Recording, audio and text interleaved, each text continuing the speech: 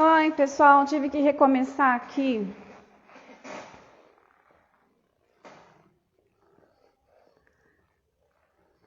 Recomeçando a live, não sei o que aconteceu. Ah, doutora, não sei o que aconteceu aqui.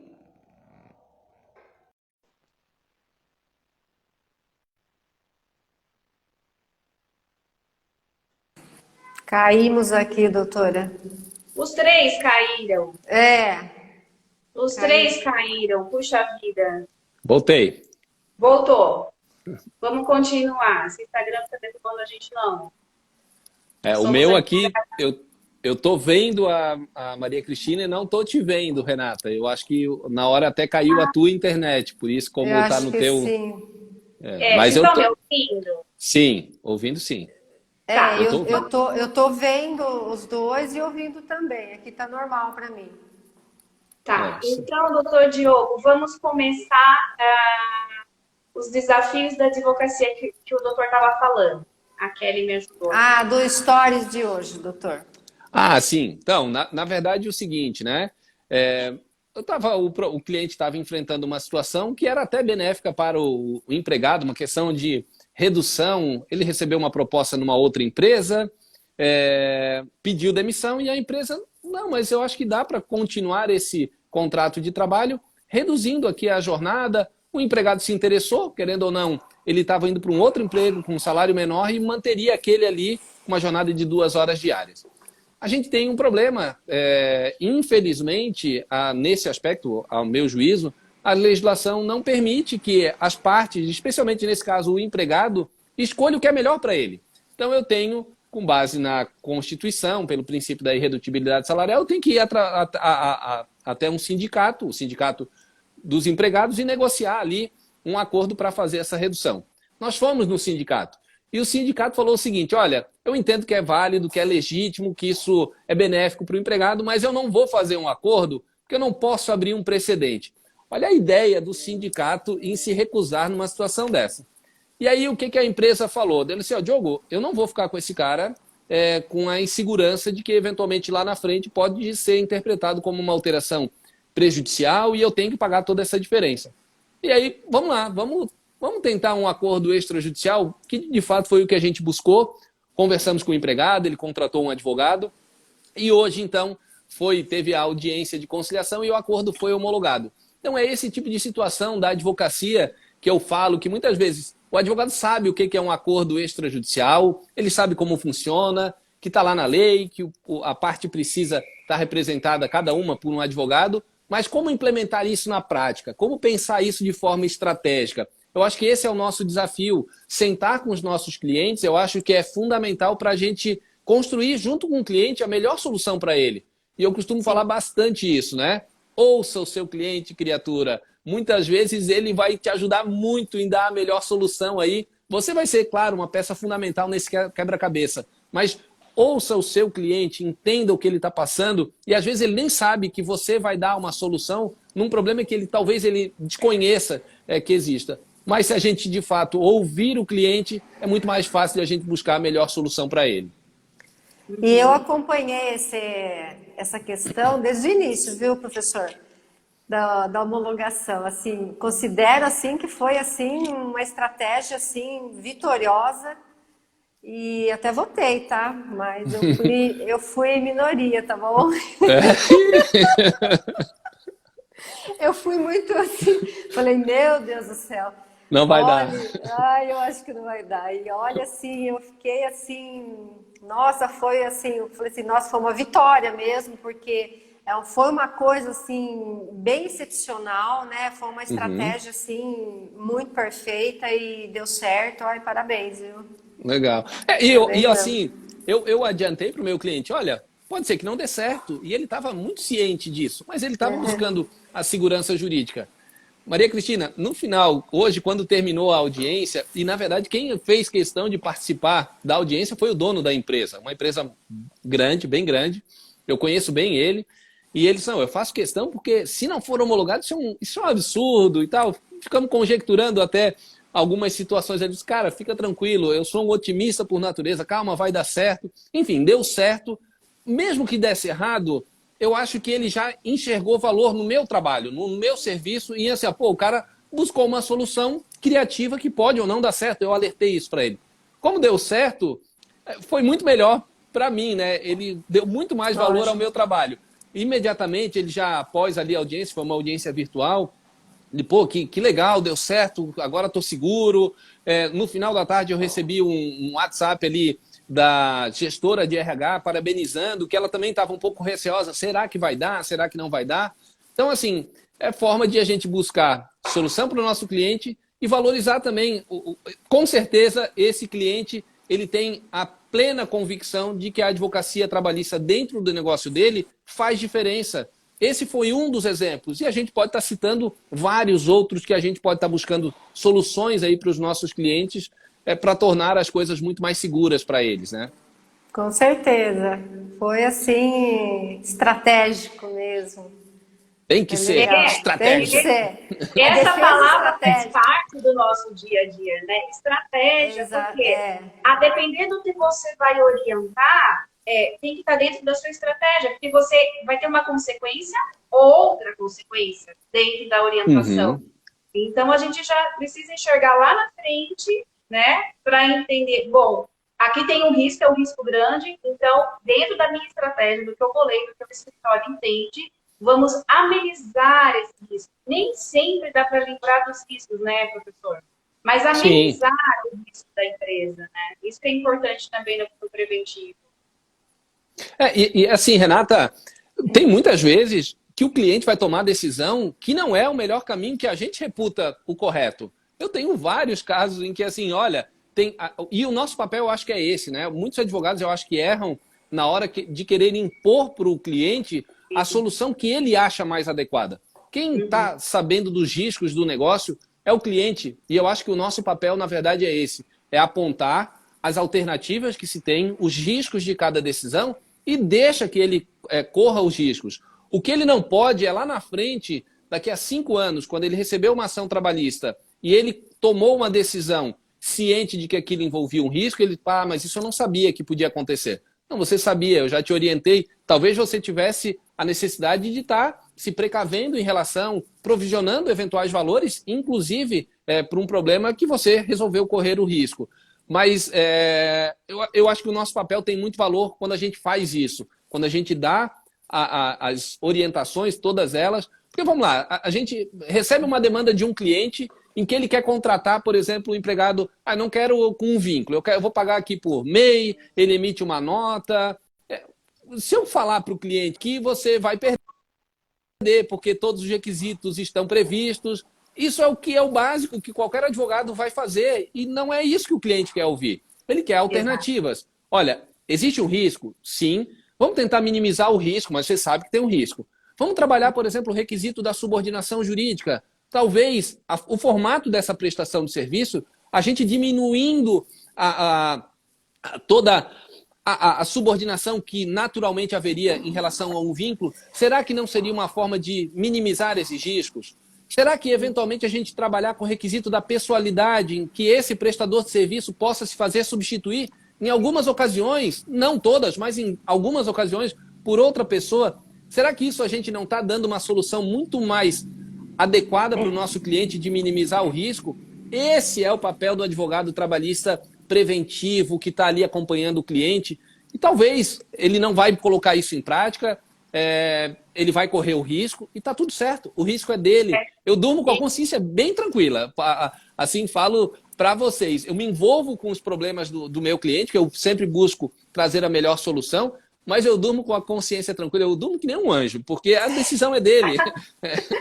Exato. E assim, uma dica de ouro, né? Não sei se tem que ser informados aqui, começo de carreira, mas assim, orientou tudo por e-mail. Documente a sua orientação.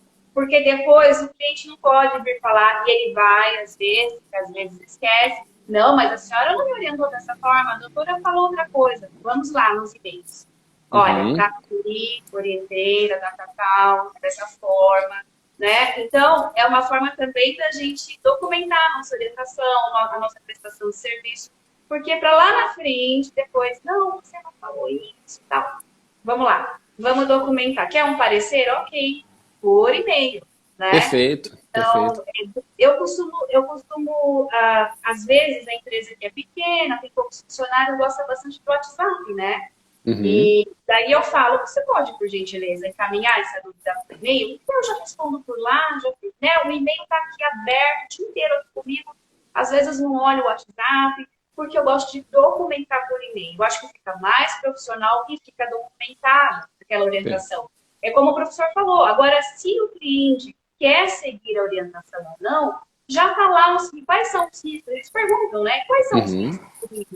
Ah, tá lá. Então eu não vou seguir assim. Aí a decisão é do cliente. Mas a nossa parte a gente fez. E até nesse sentido, eu valorizo muito a importância de a gente documentar isso, Renata e Maria Cristina. Como você falou, por uma questão de segurança nas informações, para depois não distorcer aquilo que a gente não falou, que se interpretou de uma outra forma. Mas isso também, isso dá uma diferença na forma como a gente entrega o nosso serviço, né? A gente não vende um produto físico, a gente vende conhecimento, a gente vende serviço. Quanto melhor embalado for o nosso serviço, que é esse tipo de entrega, né? E a ideia não é, evidentemente, burocratizar a relação do advogado com o cliente. O cliente me ligou, está com uma dúvida emergencial, urgente.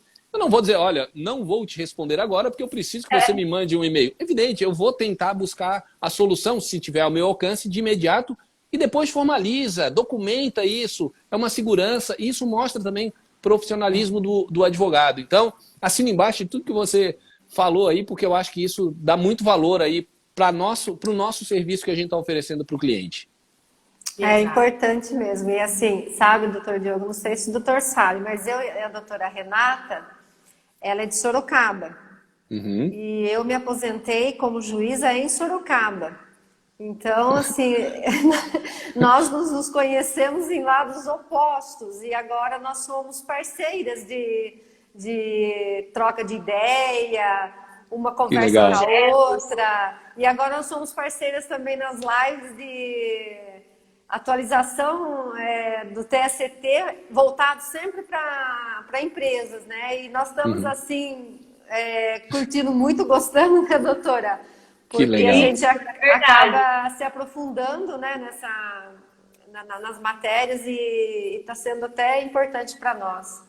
Que legal. E é o que é bacana, porque a doutora com a experiência de juíza, às vezes ela me liga, doutora, como na advocacia, né? Então a gente troca ideia. E às vezes também é uma questão mais complexa. E você tem, doutora, né, como cabeça de juiz, assim, o entendimento, a jurisprudência. Então é legal essa troca de experiência dos lados, né? Dos lados contrários ali da mesa, né? Interessante. Ó, eu vou fazer uma provocação aí para as duas. Doutora Maria Cristina, a doutora Renata protestava muito nas audiências aí quando fazia com a doutora. E Renata, como é que era a doutora Maria Cristina? Se ela indeferia muitas das suas perguntas? Protestava, mas como você diz, era um protesto com competência, com educação, que não tinha como falar assim, não vou consignar, está consignado, está protestando. A gente acaba adquirindo uma postura em mesa, isso que nas pautas atrasadas, eu sempre gostei de assistir às instruções.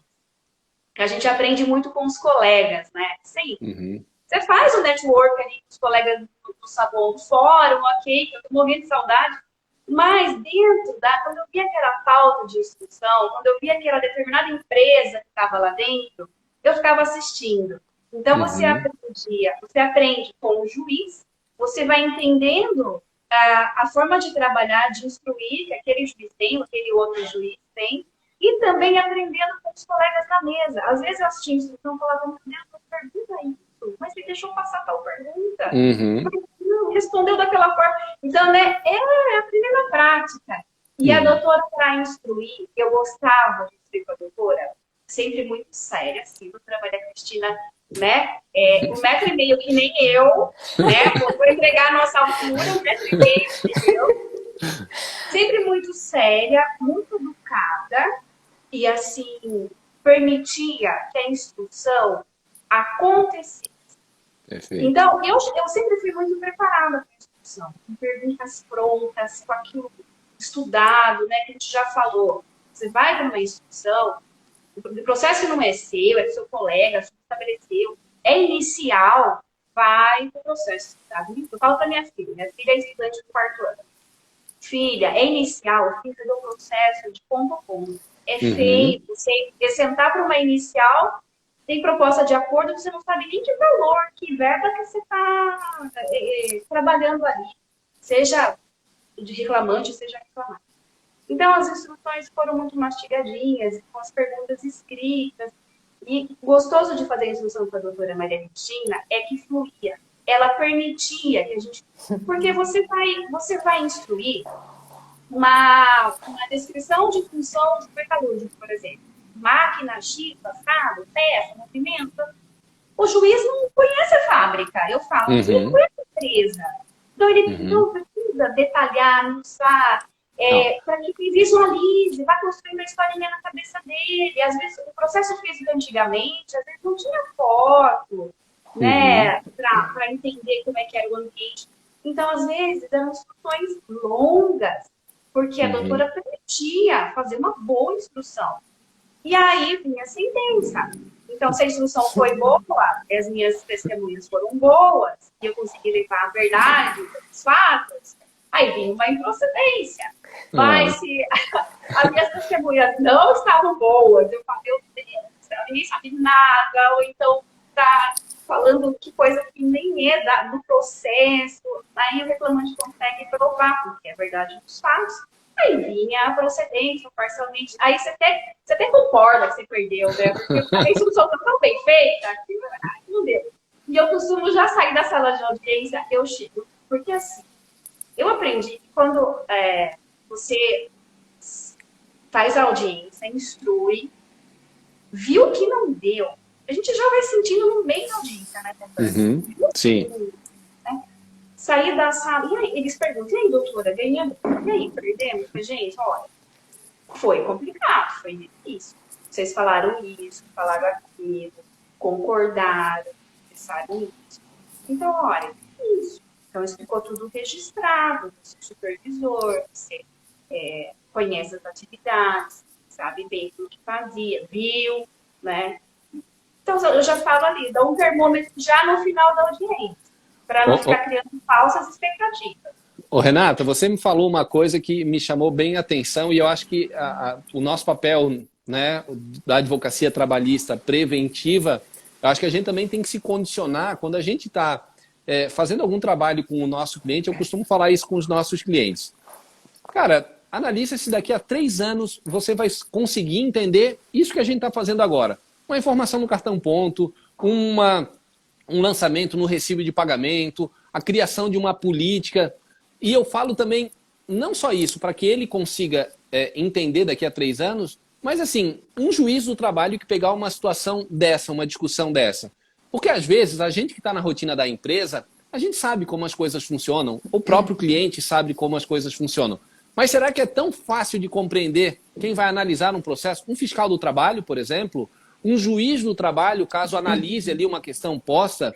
E eu tinha clientes que faziam lançamentos em recibo de pagamento com indicação de códigos que a contabilidade mandava. Eu assim, cara, ok, hoje a gente entende o que isso representa.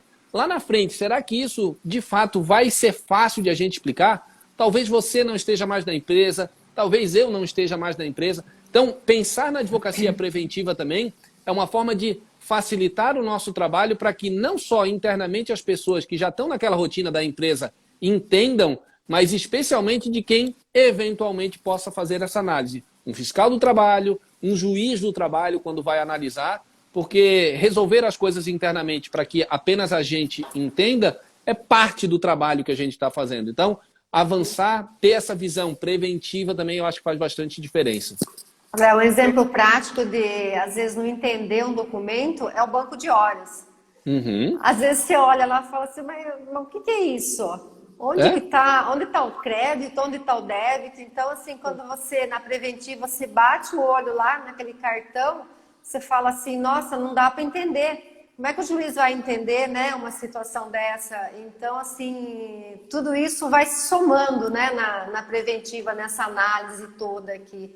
E viu, doutora Renata, a doutora Kelly passou por aqui e disse que ela falou que protestar é com ela mesma. Também. Então, assim, a doutora Kelly também protestava, mas também com uma enorme educação, viu, doutora Kelly?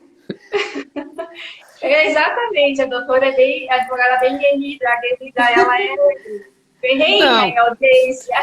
Gente, fazendo isso com urbanidade, com educação, faz parte. O entendimento do juiz, talvez a gente não vai conseguir convencê-lo de que o nosso entendimento é o correto, mas registrar o protesto de maneira educada, de maneira urbana, é importante, até porque não deixar precluir essa matéria, não criar um atrito desnecessário com o juiz, com o advogado da parte contrária.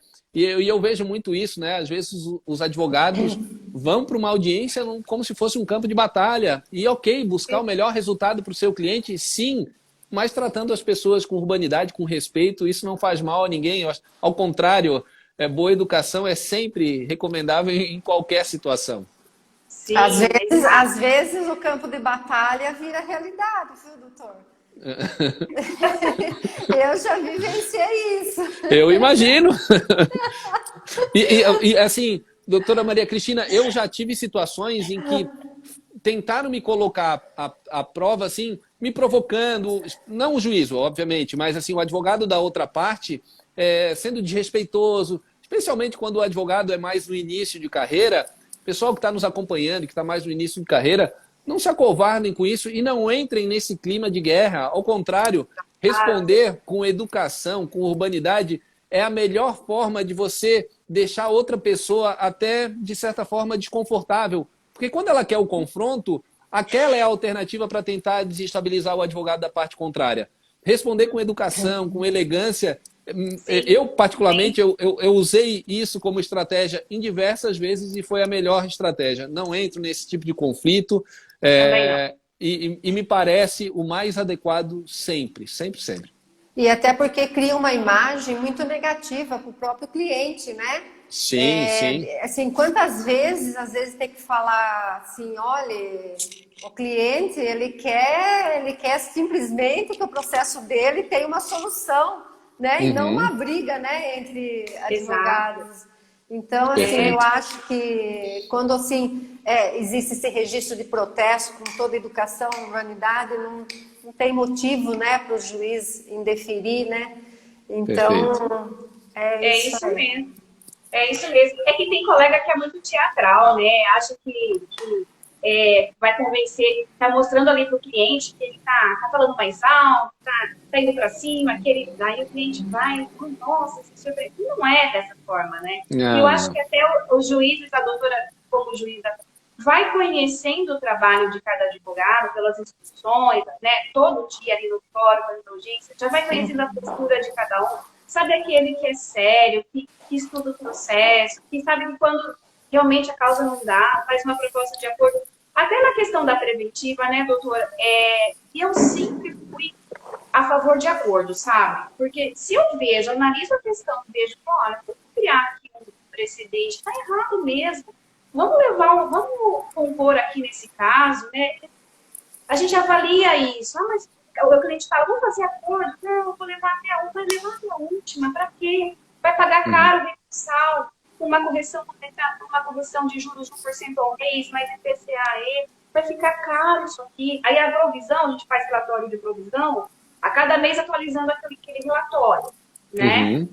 Com 1% mais correção monetária. Aquilo vai ficando caro. Sim. Então, o contencioso, ele é caro manter. Por que não compor? Eu tenho uma empresa que, durante a pandemia, teve muita dificuldade.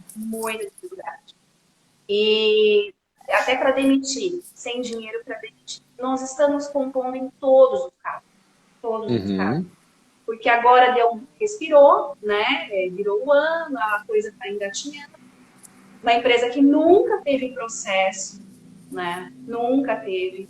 Então, agora há a possibilidade de compor. O colega do outro lado está tendo dificuldade também. Eu não adianta ficar naquela vista, eu quero receber. Não é acordo. Eu quero receber 100% no acordo, mas não é acordo. Então, não é acordo. É uma condenação, só que daí tem um outro lado dessa moeda, né, Renata? Porque quando a gente atua de forma firme na parte preventiva e a gente já está acompanhando esse trabalho há mais tempo, eu não estou desprezando o acordo, não. Mas a gente tem condições de analisar um acordo em condições muito mais vantajosas para o nosso cliente. Eu teve uma vez que assim foi bem interessante, isso foi em 2002, mais ou menos, eu fiz uma apresentação para um cliente meu e surpreendentemente, e eu acho que isso a gente tem que ter essa informação também interna no nosso escritório, eu sabia que a gente trazia um bom resultado para o nosso cliente, mas eu não tinha isso em questão de números. Era uma empresa bem grande e a gente foi para fazer uma apresentação no conselho e a empresa, a gente tinha uma taxa de êxito em ações trabalhistas de 92%. No ano seguinte, 93%, que é um negócio assim inimaginável numa realidade de uma legislação que é tão protecionista, que de uma certa dificuldade que se tem em relação à relação empresa e empregado. E de fato, eu não consigo isso à toa. Se um cliente bater no meu escritório hoje, não, eu ouvi a tua live lá que falasse que tu conseguisse 92% de êxito. Porque o cliente adotava as medidas preventivas que a gente estava indicando. Então, mesmo que isso foge do controle, eu não tenho condições de... Não vai ter nenhuma ação trabalhista. Mas se tiver ação trabalhista, o risco de condenação ele é muito, infinitamente menor. Então, assim, não, eu concordo, o acordo é sempre uma boa alternativa também, mas quando a empresa também ela está muito mais segura em relação à condução de determinadas situações, até mesmo a viabilidade de um acordo pode ser em condições muito menores do que, eventualmente, uma condenação ficaria próximo daquilo que pretende a parte reclamante como um acordo. Então, tá aí, a gente está falando tanto da parte preventiva. Gente, preventivo. E não custa caro, tá? Porque muita gente acha, meu Deus, vai ser não custa caro, não custa caro. Mas, óbvio, tem que ser valorizado o bom trabalho do bom profissional, né? Sim. Mas eu acho que, assim, naquilo que a gente tem a oferecer para as empresas, é um investimento. A empresa não pode enxergar isso como um custo. Às vezes a gente pode dar uma alternativa em relação a um banco de horas que ela pode estar economizando muita coisa que estava pagando errado de horas extras, por exemplo, porque não gerenciava adequadamente a sua escala de revezamento. Então, assim, esse tipo de solução, que, claro, eu estou dando um exemplo que pode tornar uma vantagem econômica para a empresa, mas deixar de pagar algumas coisas, na minha opinião, e eu tento convencer o meu cliente disso, isso é vantagem competitiva, sim. Isso traz melhores resultados, a empresa tem mais lucro quando ela tem... Inclusive você, meu cliente, você vai dormir mais tranquilo também, porque ficar com o peso de uma ação trabalhista ou de um passivo trabalhista é algo que qualquer empresário teme, né? O custo elevado de impostos, de ações trabalhistas que podem literalmente quebrar uma empresa. Então, quando ele está acompanhando isso, as chances são muito menores de ter esse tipo de dor de cabeça.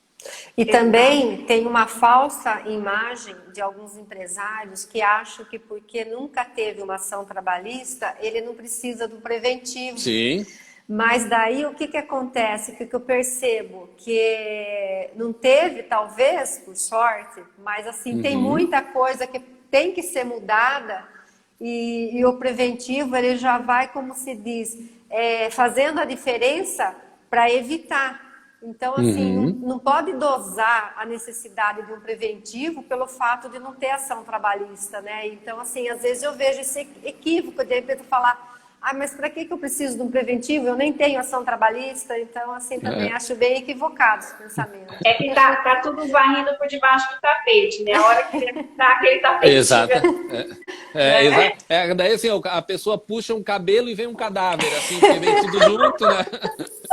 E na verdade, assim, eu costumo citar isso porque esse meu cliente é meu amigo também, pessoal. E assim, todo empresário, né, ele é um negociador nato, ele quer vantagem competitiva em qualquer situação. E E eu tenho esse meu cliente em que o meu contrato de honorários, eu atendo tanto a parte consultiva quanto a parte preventiva. E eu também apresento relatórios mensais para ele em relação a processos, enfim.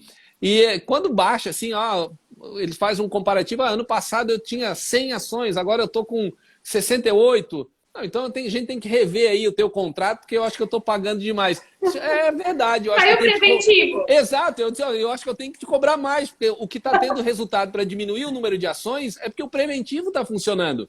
E até nisso, a gente também tem que saber vender o nosso serviço. O preventivo vende, pessoal. Exatamente. Faz parte, né, doutora? A gente tem que ter a lábia. A gente fala tanto, é oratório o dia inteiro. Então tem que vender o nosso peixe também. Advogado é vendedor, né? Sim, sim, tem que ser. Quando a gente também tem o nosso escritório, querendo ou não, a gente tem que ter um pouco de empresário para gerir o nosso negócio. Sim. O nosso escritório de advocacia é o nosso negócio. Então, em alguns aspectos, a gente tem que ter esse feeling empresarial também. Isso. Não, e coisa que a faculdade não ensina, né? Você contratar estagiário, você fazer a gestão do aluguel, do telefone e das contas, isso aí também é tudo na raça, né? A gente não tem nenhum semestre na faculdade de gestão empresarial para a advocacia. Não tem. Deveria, sim, deveria. Os advogados precisam saber gerenciar um escritório, analisar custo. Isso é fundamental, saber precificar. O advogado tem medo de apresentar o seu preço. E eu fico assustado, às vezes eu fiz uma proposta aqui de 5 mil e fechei por 1.800. Mas que proposta foi essa que você me deu um desconto, né, desse porte? Então, assim, os advogados precisam se posicionar, saber precificar, saber se vender também. Eu acho que isso é importantíssimo. Dá o valor, né, do trabalho. E precificação é com a doutora Bárbara. Com a Bárbara, exato. A Bárbara é fera nisso. E é mesmo. Excelente. Bom, acho que podemos encerrar, né? Foi um papo tão gostoso, mas eu sei que todo mundo já trabalhou muito hoje. Amanhã é sexta-feira, dia de sexta. Mas a gente pode repetir, né, professor Diogo, com outro tema. Com certeza. Assim, é um prazer, e de fato foi um prazer. Tirando a minha internet, e teve uma hora que a culpa também não foi só minha, tá? Eu acho que foi minha. Mas brincadeiras à parte, assim, eu adoro isso, eu gosto de conversar a respeito desse tema, é a minha paixão. Eu sou um advogado, como a doutora Maria Cristina falou, eu sou um advogado raiz. Então, quem me vê ali, o Diogo está fazendo live, fez ontem, meio-dia, segunda, meio-dia. Hoje eu tenho com vocês, amanhã me convidaram para participar de um podcast. Eu estou dentro, mas eu não abandono meu escritório não, tá, pessoal? Eu continuo advogando. Quem fez audiência hoje à tarde fui eu faço sustentação oral, eu peticiono, porque isso é o que eu gosto de fazer, atender clientes. Para quem gosta, para quem é raiz, eu valorizo muito, muito isso. E assim, sempre que vocês quiserem, podem contar comigo. Eu gosto muito dessa troca de experiências. Eu aprendo com vocês também, aprendo muito mesmo. Então, vai ser um prazer. Pode colocar aí outro tema que eu já tenho sim aí então, antecipadamente. O sim a gente já tem. Já então, tem. Ótimo, já tem. Perfeito. Ai, obrigada agradecer o pessoal. Agradecer ao professor, doutora Renata e todo mundo que está aqui. Doutora Kelly, a doutora está intimada que na próxima live eu vou abordar a sugestão que a senhora deu, tá? Sobre a prescrição total, tá, doutora Kelly? Olha, vai estudando, Kelly. Vai estudando, Kelly. Eu vou só aproveitar, porque assim, como eu quero aproveitar a audiência de vocês também, fazer um convite. Quem ainda não segue lá o Trabalhista para Empresas, é o nosso perfil, @Trabalhista para Empresas. Quem ainda não é aluno, vem ser aluno também. A gente faz com essa abordagem mais direta, mais prática, sem frufru, sem enrolação. Nós não estamos com nenhuma turma aberta, mas todas as informações estão lá, o link está na bio. Eu ia fazer na próxima semana, eu vou adiar para outra, porque eu estou com umas questões para organizar no escritório, né? A gente advoga, assim. Eu vou fazer um desafio aí de lives com assunto de audiências, que também é importantíssimo para o resultado de um processo trabalhista. Então, fica o convite a partir do dia 12, aí vou fazer essas lives. A princípio vai ser seguindo ali o meio-dia, o TPE 12:12, farei meio-dia 12, então já fica aí o convite para todo mundo acompanhar. Que legal. Obrigada. Pessoal, sigam sim o Trabalhista para Empresas. O curso é muito legal, muito prático. Tem um fórum de perguntas e respostas, de dúvidas, e o professor Diogo responde. Uma vez eu mandei um WhatsApp, um Telegram, não sei por onde foi. Ele estava no shopping, ele parou no estacionamento, ele respondeu a minha pergunta e eu consegui construir aqui a orientação. Então, essa é muito prestativo. O professor Diogo, muito prestativo mesmo. Ele é acessível, né? Então, a gente manda a dúvida pelo direct, ele responde mesmo. Convida para lá e ele vem. Convidar para tomar chopp, então, não, mas isso não precisa nem convite. Eu me convido. Ótimo, ótimo. Então, eu gostaria de agradecer muito. Eu adorei fazer essa live. Agradecer aos colegas de Sorocaba, Tietê, de Santa Catarina, de Floripa, que esteve presente com a gente. Siga os nossos perfis também. Foi um prazer. Até a próxima live. Bom descanso a todos, que amanhã ainda é sexta, um dia de muito serviço ainda. Sim. Obrigada, professor. Obrigada, tchau, doutora. então. Tchau. Valeu, Obrigada. pessoal. Tchau, tchau. Boa noite. Tchau, tchau. Tchau. Tchau.